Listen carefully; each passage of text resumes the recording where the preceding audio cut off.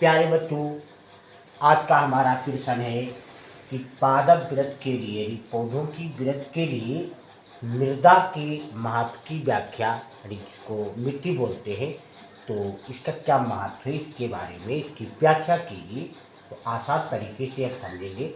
देखिए प्यारे बच्चों, कोई पौधा होता है, जिसे पौधा अब वो वायु में यानी मिट्टी ना हो तो वहाँ नहीं रुकेगा, स्थिर नहीं रह सकता है। तो ये याद करने का एक तरीका है कि जो मृदा होती है वो पादपों के लिए यानी पौधों को भूमि में स्थिर बनाए रखने में सहायक है। मिट्टी के अलावा वायु में पौधा नहीं टिक सकता है, वायु चलेगी तो वो उड़ जाएगा। तो ये अभी जो पौधा होता है, जो मृदा होती है, वो पौधे को स्थिर बनाए रखने में सहायक होती है। दूसरा है कि पौधे प्रकाश संश्लेषण की कच्चे माल, जैसे मृदा होती है, मिट्टी होती, तो वर्षा होती तो जल वहाँ पहुँच जाता है, तो जल जो है वो कच्चा माल है। तो पौधे प्रकाश संश्लेषण के कच्चे माल जल को मृदा से ही प्राप्त करते हैं। पौधे जो हैं वो कच्चे माल के रूप में जल को कहाँ से प्राप्त करते हैं? मृदा से यानी मिट्टी से प्राप्त करते हैं।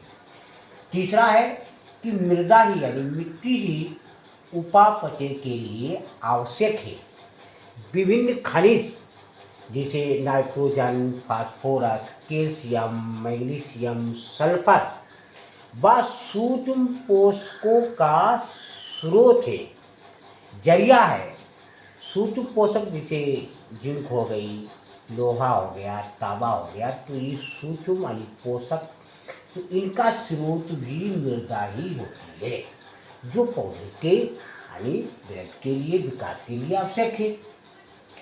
चौथा है कि मृदा पौधों की जड़ों यानी पौधे की जड़ होती है मिट्टी यानी मृदा वायु के रूप में शोषण हेतु ऑक्सीजन का भी स्रोत है, ऑक्सीजन का भी जरिया है।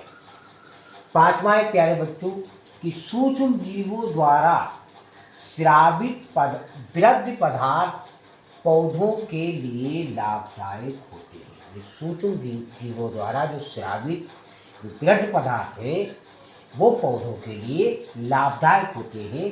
तो प्यारे बच्चों, ये पादप वृद्धि के लिए मृदा की महत्व की व्याख्या है। वीडियो अच्छा लगा हो लाइक, सब्सक्राइब, कमेंट, शेयर कीजिए।